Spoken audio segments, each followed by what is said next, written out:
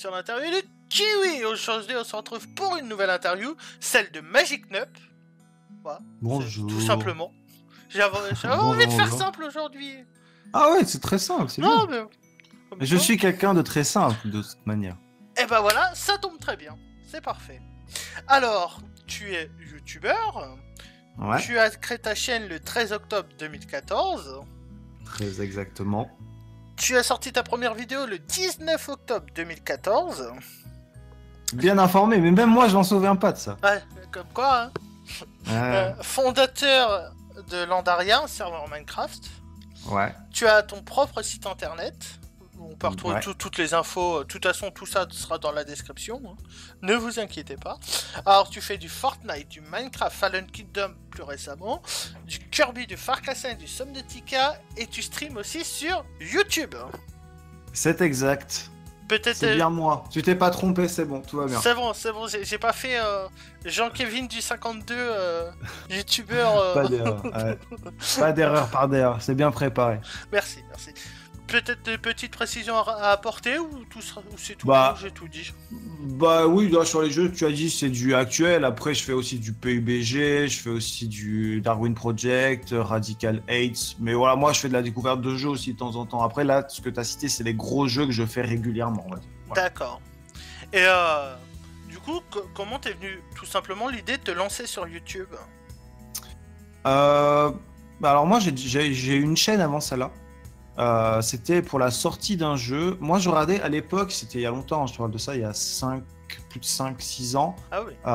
Je regardais le Mamie Twink, qui était à l'époque un YouTuber World of Warcraft, qui faisait une sorte d'émission hebdomadaire sur le jeu World of Warcraft. Et j'adorais le concept. Et un jour est sorti Star Wars The Old Republic, un MMORPG. Je me suis dit, il y a un truc à prendre, tu vois. Je me suis dit, pourquoi pas faire ça? Donc moi, j'avais créé ma première chaîne sur le thème, c'est Star Wars The Old Republic. Et j'ai commencé à faire cette sorte d'émission hebdomadaire sur les news du jeu, en parler, etc. Bon, ça avait...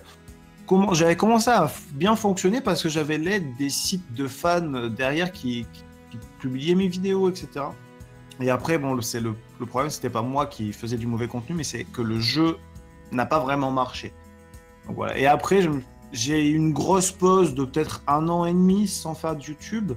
Et j'avais envie de revenir sur quelque chose de plus large. Et je me suis d'abord lancé un peu plus sur Minecraft. Et après, j'ai commencé à intégrer un petit peu toutes les choses.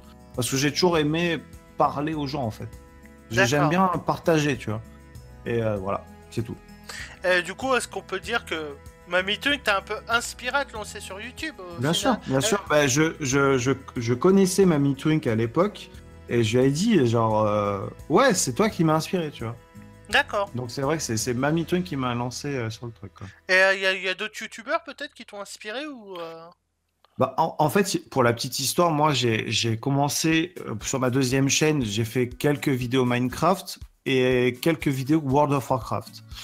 C'était sur la création de ma chaîne, tu m'as dit que c'était en 2014, jusqu'à février 2015, j'ai fait quelques vidéos. Et en fait, après, je me suis pas inspiré de youtubeurs ou quoi que ce soit. Plutôt, je me suis inspiré de streamers. Je vais dire Zerator, par exemple. Parce qu'en fait, j'ai arrêté YouTube vers février 2015 pour me lancer sur Twitch en fin d'année 2015 en faisant que du Twitch. Et sur mon YouTube, il y avait des rediffusions de live, tout simplement. C'était juste les rediff de live, des moments de games de Minecraft qui partaient sur ma chaîne YouTube, des games d'Hearthstone, je faisais un petit peu de tout, tu vois. Donc j'étais pas vraiment youtubeur au début, j'étais vraiment que streamer. D'accord. Voilà. Et c'est pareil, ça fait 4 ans que t'es... bientôt 4 ans, parce qu'on n'est pas encore en octobre, que t'es sur YouTube. Comment tu as ressenti l'évolution de YouTube depuis toutes ces années? Alors, on va dire qu'au début, là, quand tu parles des 4 ans, on va dire les 2 premières années sur YouTube, pour moi, je ne considère pas que j'ai regardé YouTube parce que comme j'envoyais que des rediffusions de live, en fait, c'était un peu ma chaîne, c'était un peu une chaîne poubelle, en fait. J'envoyais des trucs, je mettais une miniature et je regardais pas ce que ça faisait comme vue, il n'y avait pas de commentaires, etc. Je regardais vraiment pas, je me concentrais sur ma chaîne Twitch. Donc, je vais dire qu'il y a 2 ans de ma chaîne YouTube qui n'existe pas pour moi. Parce que je faisais pas du contenu YouTube. Je créais pas de contenu, en fait. Et c'est vraiment là, depuis ces 2 dernières années, moi, je dis toujours, moi, non, je suis youtubeur depuis 1 an et demi, 2 ans. Avant, ça ne compte pas. Et donc oui, là j'ai vu une évolution parce que moi j'ai commencé ma chaîne YouTube, vraiment donc ces 2 dernières années, en créant du contenu unique, qui n'est pas de la rediffusion de live, où il y en avait encore un petit peu à ce moment-là, mais j'essayais de les monter, de les travailler un petit peu pour leur donner un peu un effet un peu plus professionnel. Et après je faisais des let's play à côté, il y avait des vidéos plus uniques tournées vraiment comme n'importe quel youtubeur. Et bah, c'est monté tranquillement, quoi. D'accord. Voilà. Et comme je disais plus tôt, tu streams aussi sur YouTube. Moi, j'ai regardé le stream, ouais. Pourquoi avoir choisi YouTube et non Twitch de nouveau pour stream? Bah, en fait, sur Twitch, j'avais 8000 abonnés. Le jour où je me suis arrêté sur Twitch et que je suis passé en streamer YouTube. Pourquoi streamer que sur YouTube? En fait, je préfère faire monter une seule et même communauté que en avoir une partie sur Twitch et une partie sur YouTube. En fait, c'est compliqué. Les gens, on a du mal à les faire passer d'une plateforme à l'autre. Et je préfère faire mûrir ma communauté YouTube parce que moi, je préfère faire des vidéos que des streams. Et en fait, c'est pas vrai, j'aime les deux. Mais en fait, il y a que YouTube qui me permet de faire les deux et de kiffer ce que je fais, en fait. C'est pour ça que j'ai choisi que YouTube parce que je sais que aujourd'hui, si je stream sur YouTube, par exemple, hier, j'ai fait un stream sur Fortnite, il y avait 300 personnes, je fais la même chose sur Twitch, mais on est 15, hein. Donc je partage avec moins de monde, du coup, je me sens pas bien, quoi. Oui, je me dis que sur YouTube, ce sera plus grand, en fait. D'accord. Voilà. Et faire des lives sur YouTube, pour quelqu'un qui veut se lancer, est-ce que c'est assez intuitif de lancer un live?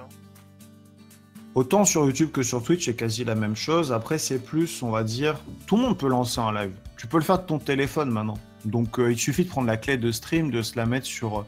En plus, sur YouTube, c'est encore plus simple. Tu peux streamer depuis l'appli YouTube sur ton téléphone. Sur l'ordinateur, ouais, il faut commencer à connaître le logiciel. Si on veut faire un truc plus pro pour que la qualité soit bonne. Pour tout le monde, c'est pas facile de lancer un stream, je pense.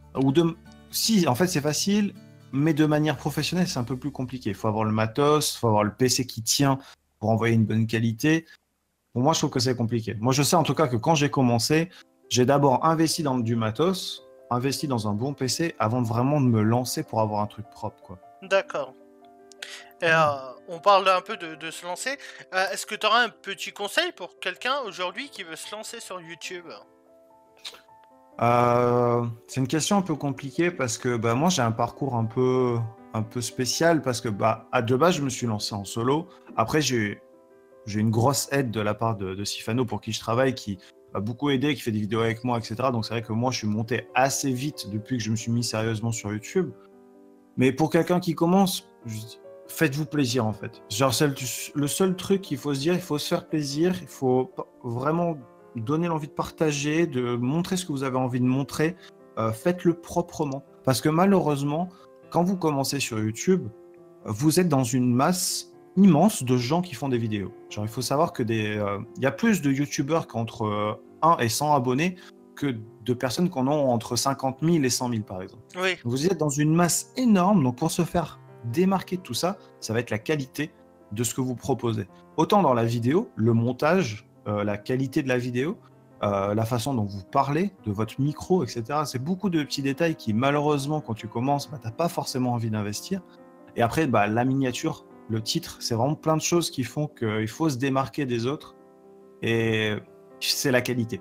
Malheureusement, de nos jours, c'est comme ça. Ouais.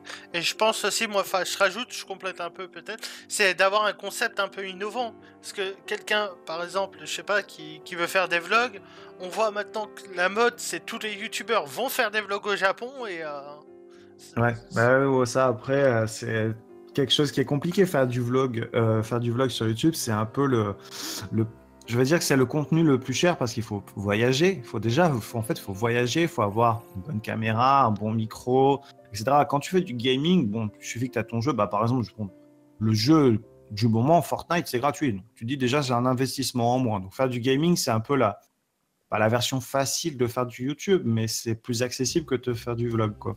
C'est vrai que c'est avoir un concept. Des fois, avoir un concept, c'est pas forcément ça, hein, parce que je veux dire que de nos jours, tu peux faire du gaming comme beaucoup de monde sur YouTube, mais oui, après, tu auras un petit truc que les autres ne font pas sur ta chaîne, et là, c'est ça qui va attirer les gens. D'accord. Voilà. Moi, je dis, il faut faire un vlog en Meurthe-et-Moselle, et ça sera... ou même en Auvergne. pire, en Auvergne.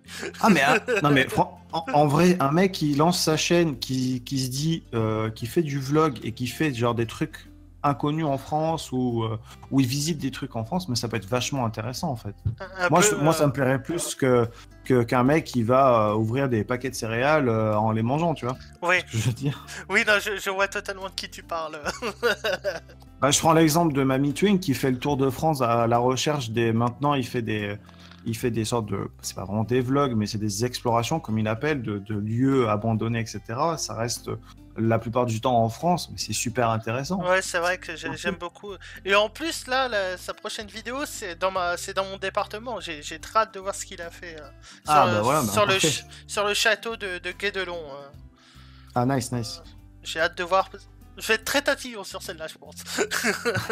Attention à ce que tu dis, Mamie Twink. Attention. Voilà, si t'écoutes cette vidéo, tu sais jamais, par grand hasard, vas-y, viens, fais ton interview si tu veux. Pourquoi pas. Et pour toi, quelle a été ta meilleure rencontre grâce à YouTube? Ma meilleure rencontre grâce à YouTube. En fait, je pense que c'est, je vais dire Sifano parce que non, avant Sifano, c'est The Prof de maths. The Prof de maths parce qu'en fait ma chaîne YouTube m'a permis d'avoir aujourd'hui mon travail qui est monteur de Sifano et directeur artistique.